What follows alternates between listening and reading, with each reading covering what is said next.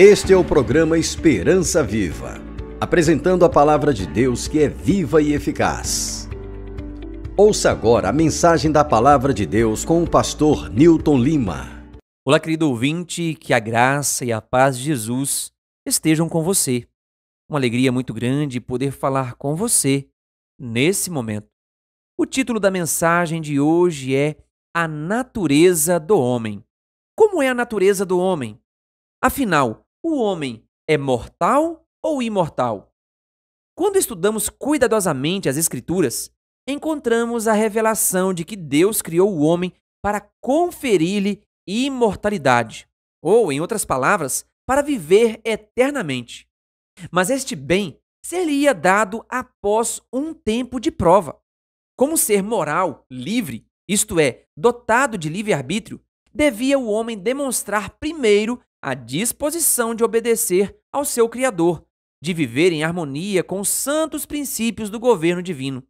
A imortalidade era, então, condicional. Narrando os atos de Deus na criação do homem, o autor sagrado diz: Tomou, pois, o Senhor Deus ao homem e o colocou no jardim do Éden, para o cultivar e o guardar. E lhe deu esta ordem: de toda a árvore do jardim comerás livremente, mas da árvore do conhecimento, do bem e do mal, não comerás, porque no dia em que dela comeres, certamente morrerás. Gênesis 2, versículos 15 a 17. Note esse detalhe: no dia em que comeres do fruto desta árvore, morrerás. O fato de que o Criador alertou nossos primeiros pais sobre a morte revela que eles não eram imortais. Obedecer a Deus naquele ponto, uma pequena exigência, era, pois, o ponto de prova. Adão e Eva não obedeceram e ficaram sujeitos à morte. E este mal passou a todos nós, seus descendentes. O que o autor sagrado relata sobre a criação do homem confirma o que estamos dizendo. Lemos em Gênesis 2, versículo 7. Então formou o Senhor ao homem do pó da terra e lhe soprou nas narinas o fôlego da vida, e o homem passou a ser alma vivente. Como vemos, Deus empregou dois elementos, o pó da terra e o fôlego da vida. Ambos foram necessários para que o homem existisse. Podemos imaginar o corpo de Adão formado pelas mãos divinas, perfeito em cada detalhe. Os órgãos internos e o cérebro, todos prontos para funcionar. Mas faltava vida. Então Deus soprou nas narinas do homem o fôlego da vida. E o resultado da união do corpo com o fôlego da vida, o texto diz que foi: o homem passou a ser alma vivente. A tradução brasileira diz: e o homem tornou-se um ser vivente. A união do corpo com o fôlego da vida é que resultou numa alma ou ser vivente. Assim, a alma vivente inclui o corpo. Várias vezes o Sagrado Livro refere-se ao homem como mortal. No livro de Jó lemos: seria porventura o mortal justo diante de Deus? Capítulo 4, versículo 17. O salmista escreveu em Salmos 9, versículo 20: saibam as nações que não passam de mortais. A única vez que a palavra imortal é usada nas Escrituras é em referência a Deus.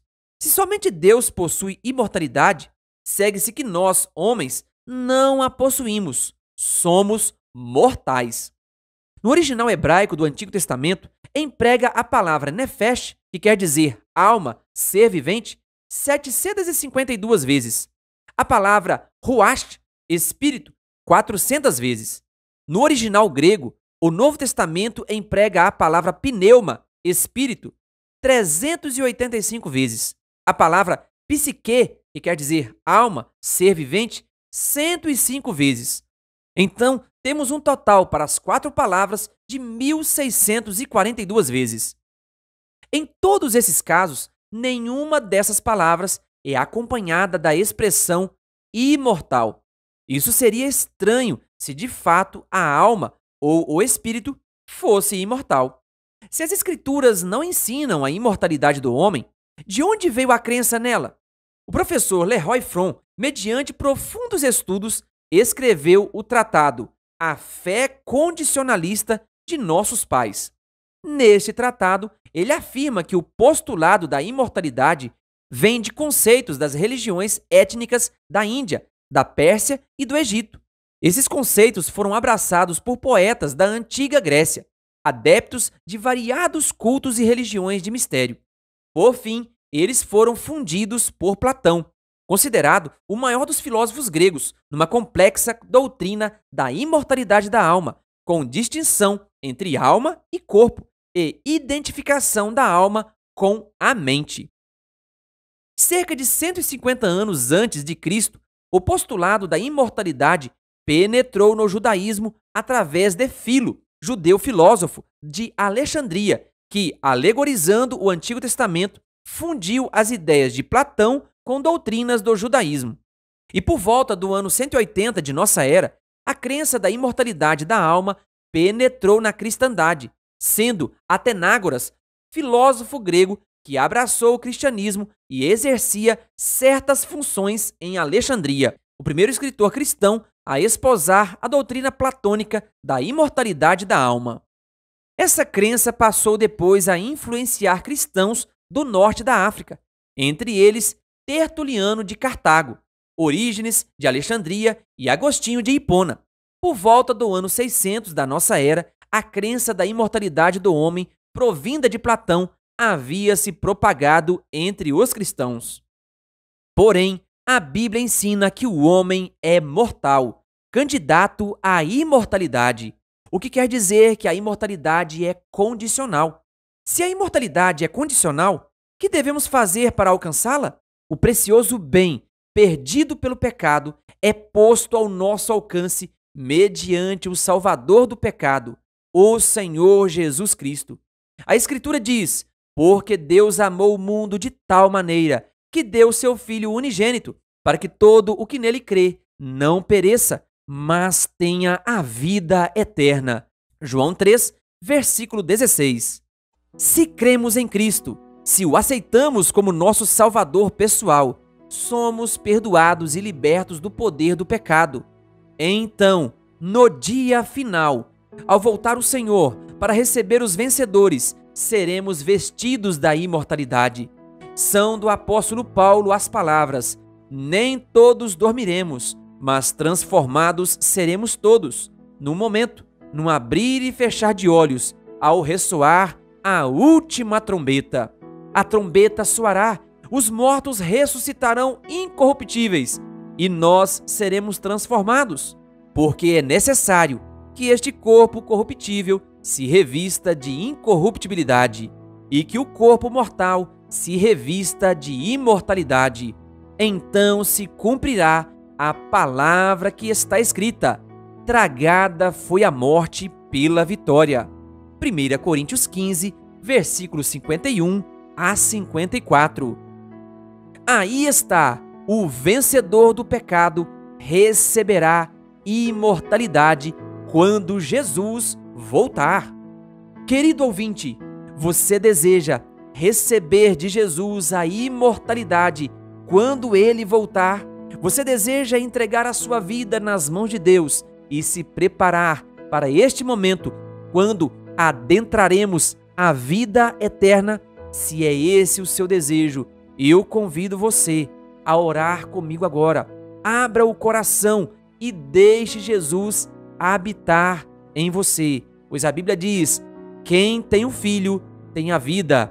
Ore comigo agora. Querido Deus, amado e eterno Pai, muito obrigado, Senhor, porque na cruz do Calvário Jesus pagou o preço por nossa salvação. Por meio desse sacrifício, o Senhor provê para seus filhos a opção da imortalidade quando Jesus voltar nas nuvens dos céus. Portanto, Senhor, nos ajude a cada dia ter Cristo em nosso coração, colocarmos a nossa vida inteiramente em Tuas mãos e nos prepararmos para a breve volta de Jesus. Abençoe, ó Pai, cada ouvinte neste momento, que o Espírito Santo esteja sobre eles, os preparando a cada dia. Oramos no nome de Jesus. Querido ouvinte, Que Deus lhe abençoe. Que a graça e a paz de Jesus estejam sobre a sua vida. Esperança Viva é um programa do canal O Bom da Bíblia no YouTube. Acesse youtube.com/C/O Bom da Bíblia. Se inscreva no canal e ative o sininho das notificações. Quer aprender mais da Palavra de Deus? Acesse o nosso site, obomdabiblia.com.br, e faça um curso bíblico grátis.